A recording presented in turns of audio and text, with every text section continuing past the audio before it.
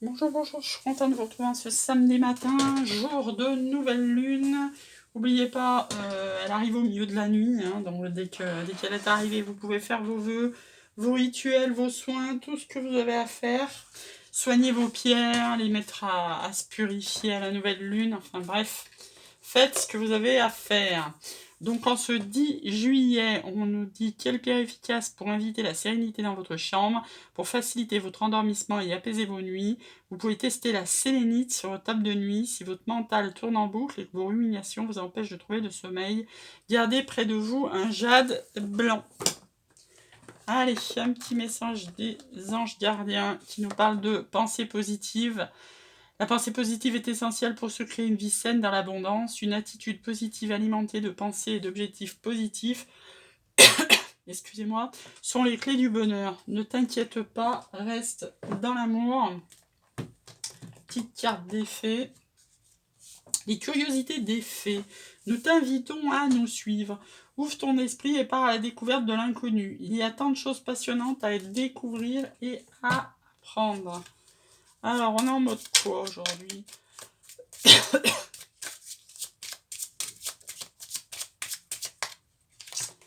Alors, on est en mode diable. Bon, on a des tentations devant nous, c'est normal. On a retrouvé nos libertés.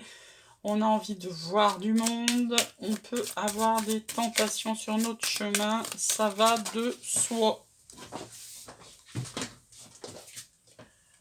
Et hop, on avait Ganesh.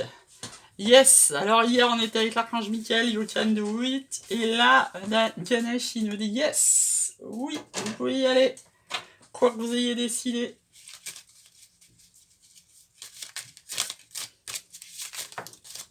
Hop, oh là là, voilà. On va prendre la première qui est sautée.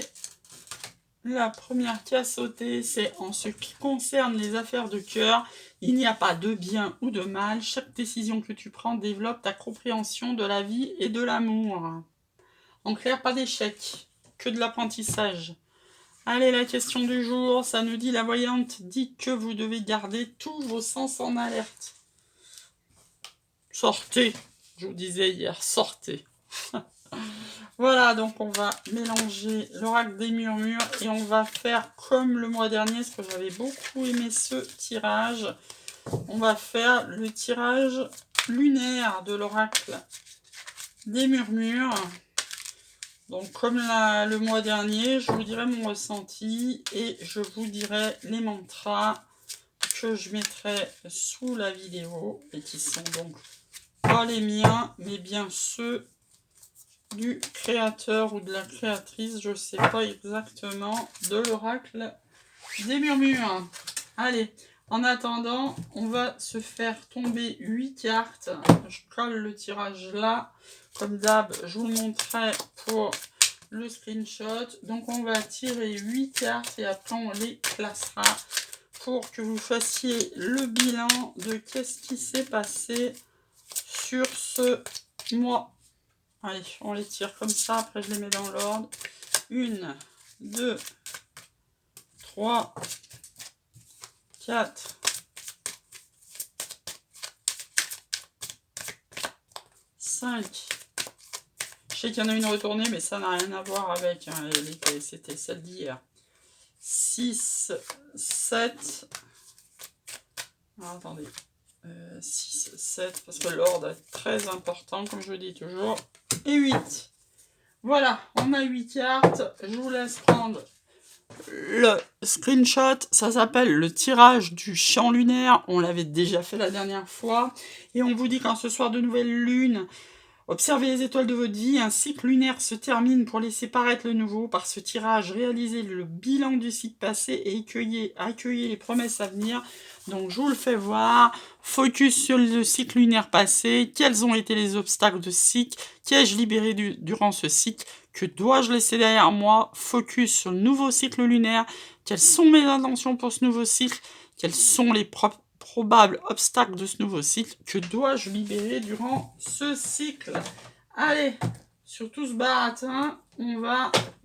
Je colle le bazar pour que ça reste ouvert, pour les mettre dans l'ordre. C'est important. 1, 2, 3, 4, 5, 6, 7 et enfin 8. Alors déjà, c'est important, c'est les couleurs. Hein. Vous voyez que là, vous avez deux... C'est comme ça. Hein. Là, vous avez 2 cartes blanches. Là, vous avez 2 cartes violettes. Là, vous avez 2 cartes bleues. Et là, vous avez plutôt des cartes marron-orange. Alors, qu'est-ce qu'on nous dit sur le cycle placé? On nous parle de conflit, si ça vous parle. Alors, attendez, je vais choper l'oracle. On vous parle de conflit. Donc, vous avez peut-être des gens avec qui vous êtes embrouillés, hein, officiellement ou pas d'ailleurs, mais enfin, en tous les cas, là, sur ce cycle qui se termine là, aujourd'hui, on vous dit qu'il y a une notion de conflit, d'opposition, de colère, de silence, de dialogue rompu. La formule sacrée, c'est mes mots sont des armes d'amour ou de rage, à moi d'en faire bon usage. Moi, maintenant, dans le mental de maintenant, je vous le dis, hein, maintenant, avec le développement perso, avant, conflit, pour moi, ça voulait dire exactement ça. Hein. J'allais au conflit, je montais au créneau, je balançais tout ce que je pouvais balancer de blessant et autres, et voilà. Et en même temps, ça me blessait moi-même. Hein. Maintenant, le conflit, je le fuis. Ok, il y a conflit, je me barre. Je cherche même plus à savoir pourquoi. J'essaye de plus être dans la colère, ça ne m'intéresse pas, je veux être dans l'amour, donc j'ai tendance à me barrer. Voilà. Alors, après, on en revient.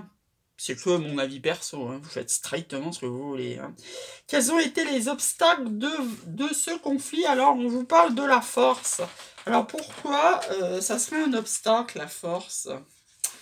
Alors, quand on a trop de charisme, d'autorité, de rayonnement et de prestance, ça peut gêner les autres. Sans se péter plus haut que son cul, comme je dis toujours, la puissance, pas le pouvoir, quand il est affiché, quand on est sûr de soi, ça peut être un obstacle, ça peut faire chier les autres. Je m'excuse, c'est comme ça. Il y a des gens qui peuvent être jaloux. Hein, la puissance devrait rimer avec élégance. Il y a des gens qui voient la puissance, parce que ça c'est la formule sacrée. Hein. Moi, il y a certaines personnes qui voient la puissance rimer avec arrogance. Voilà. C'est comme ça, on n'y peut rien, on fait avec. Alors, qu'est-ce que j'ai libéré pendant ce cycle? Alors ça, c'est beau, c'est l'enfant intérieur. Donc l'enfant intérieur est tombé régulièrement cette semaine. On vous dit clairement, hein, on sort de 14 mois de bic, amusez-vous. Libérez votre enfant intérieur. Et même si vous avez encore des gens négatifs autour de vous, qui vous appellent, qui vous disent tous leurs problèmes et tout, écoutez-les. Vous les écoutez d'une oreille attentive, c'est très important. Si les gens vous appellent, c'est que c'est des gens proches, parce que si c'est pas des gens proches, clic, clac, vous raccrochez. Ce qui n'empêche pas de faire vibrer votre enfant intérieur pour aller bien. Hein. On vous parle d'innocence, et le mantra qui va avec, c'est « Je m'émerveille ». Spontanéité, enfant intérieur, légèreté, fraîcheur. Émerveillez-vous de tout ce qui vous arrive dans votre vie. Alors, 4, qu'est-ce que je dois laisser derrière moi? Le guide. Alors là, j'ai envie de dire, je le prends un peu perso. Hein. Moi, je suis dans votre lot, comme d'habitude. Effectivement, on peut avoir eu un guide dans sa vie, et puis que ça s'arrête, quoi, en fait. Hein. On peut avoir un coach, et puis, du jour au lendemain, ça s'arrête. Voilà, ça s'arrête pour une meilleure évolution après. Hein. On en revient toujours au conflit. Hein. Si avec cette personne-là, avec laquelle vous pensez, ça se passe plus comme avant et que vous préférez vous barrer pour vous préserver, vous pouvez avoir à lâcher un guide. Hein, puisque là, ça tombe sur la carte numéro 4. Que dois-je laisser derrière moi? Donc on va aller voir, comme d'hab, le mantra. Ça vous parle d'impulsion, de courage et de détermination. C'est pas facile hein, de sortir d'un guide, notamment.